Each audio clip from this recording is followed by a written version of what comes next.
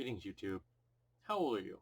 Now, before you type anything below here, this is a little deeper than just asking when your date of birth is. I'm asking how old you feel.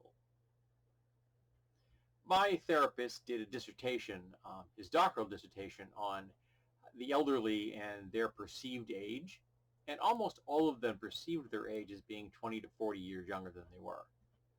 So even though they weren't suffering from dementia, they recognized that they were, 80 years old, but they felt like they were 50. For those of you who are watching this who are far under 50, yes, you can look back upon 50 with certain levels of nostalgia.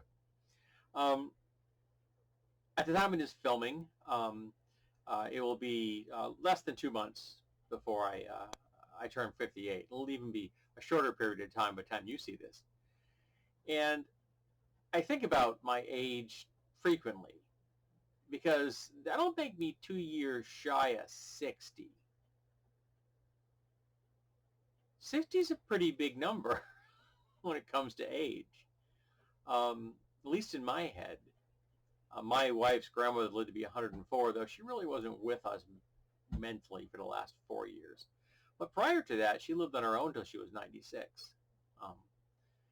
And she only needed assistance until for the last 8 years of her life. But I don't think I'll live much past by 90 if at most. So I've got almost 2/3 of my life done. But I don't always feel 58 or 57 as I am at the moment. I'm going to miss 57 because I will no longer be able to say that I am literally Tetsubo 57. It was a 1-year thing, and that was it. Because there are times I feel every damn day. Absolutely feel every damn day, that I'm alive. Because I get aches and pains in places I didn't even think you're supposed to get aches and pains in. Like I tell people all the time, I don't wear this because I like the aesthetic. It shouldn't hurt to wash your hands or put on hand lotion, and it does.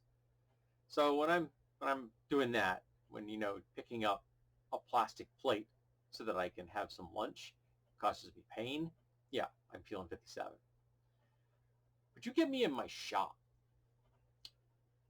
and I'm down there trying to solve a problem that I completely and freely admit that I created for myself by posing myself a challenge.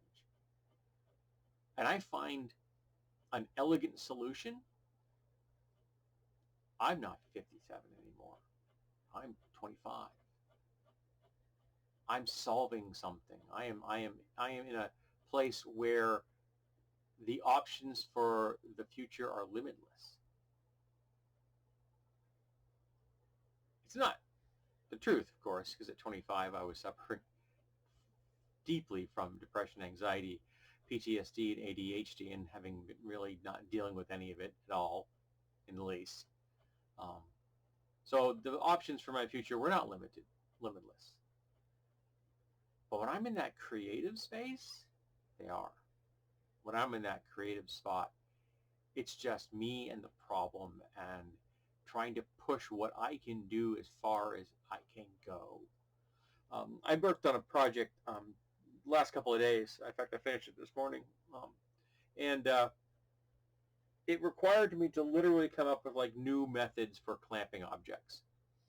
Because I had to cut some pieces of steel that were L-shaped and small, and I needed them to be fairly precisely cut so that I could then shape them to fit a particular need.